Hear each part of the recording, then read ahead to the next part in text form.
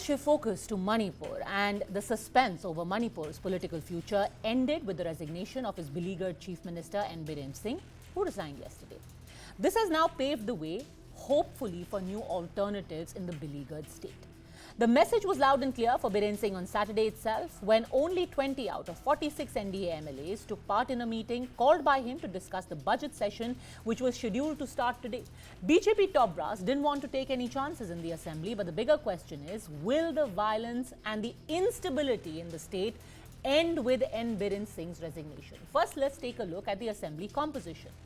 The BJP-led alliance initially held a strong position in Manipur's 60-member assembly with 43 seats, but its grip on power has weakened due to the defection of key allies. BJP holds 37 seats in the assembly with support from the Naga People's Front and one legislator of the JDU. The other JDU MLA had pulled out from the alliance. 5 MLAs of National People's Party also withdrew support from this BJP-led government in November 2023. Before we get into what the future holds for the state, let's take a quick glimpse at what led to Biren Singh's resignation. On the 20th of April 2023, Manipur High Court ordered the state government to consider the inclusion of the Meitei community in the scheduled tribes list. Then, on the 3rd of May, thousands of people protested against the inclusion of the Meitei in the scheduled tribes list. Ethnic violence broke out immediately after between Kuki and Meitei groups. So far, 221 people have been killed and 60,000 displaced. Then on the 4th of May, the Manipur government issued shoot-at-sight orders. In July, a shocking video emerged of an attack where 2 Kuki women were paraded naked by men belonging to the Meitei community after their village had been destroyed. In August 2023, a peace agreement was signed by Kuki and Meitei groups after 2 rounds of formal talks, but just 2 months later, on the 11th of November, armed men attacked a relief camp. 8 residents were left dead, leading to panic and renewed violence. Even as parleys continued between both sides, it took a year more when on the 31st of December 2024, Biren Singh apologized to the people of his state. So now that he has finally resigned, what happens next? Let's take a look at some of the scenarios. Manipur Speaker Thokchom Satyabrat Singh and State Minister Yumnam Khemchand are front-runners for the CM's post, but it won't be easy as BJP will go through a thorough consensus process. Biren Singh had recommended to the governor that the assembly be kept in suspended animation, making it possible for the MLAs to reach a consensus on his replacement. If there is no leader who enjoys the support of majority of MLAs, then the party's central leadership may even look at the possibility of president's rule. Talks have already begun with a steady stream of Manipur BJP MLAs summoned to Delhi for talks.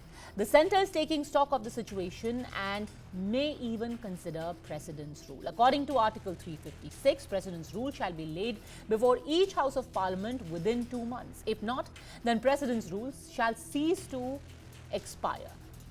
The second part of the budget session is scheduled to resume on the 10th of March and conclude on the 4th of April. The centre is looking to buy more time before going to Parliament, which is currently in session. If the imposition of President's rule takes place after Parliament breaks for recess, the matter can come up only when it meets next, and the order will cease within 2 months, so timing here is crucial. With differing views on the road ahead, the BJP could also try to impose President's rule for the time till a consensus is reached on the CM candidate, because with more than half the MLAs in its kitty, having an extended President's rule will show the party in bad light. The action plan could be to have a short President's rule, ensure all stakeholders are on board, and then unveil the new CM's face.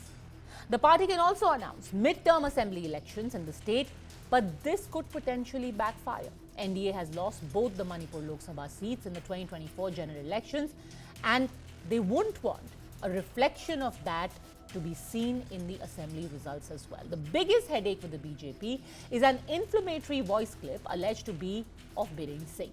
The Supreme Court is currently hearing the case, and this clip, an outcome of this hearing, has the potential of dividing the communities in Manipur further.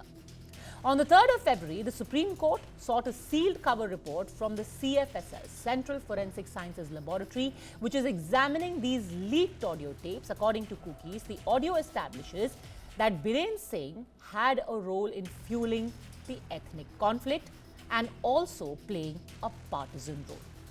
The opposition now is claiming credit for Biren Singh's resignation, but it will only prove to give a bigger headache for the BJP. A temporary breather, but a bigger crisis ahead.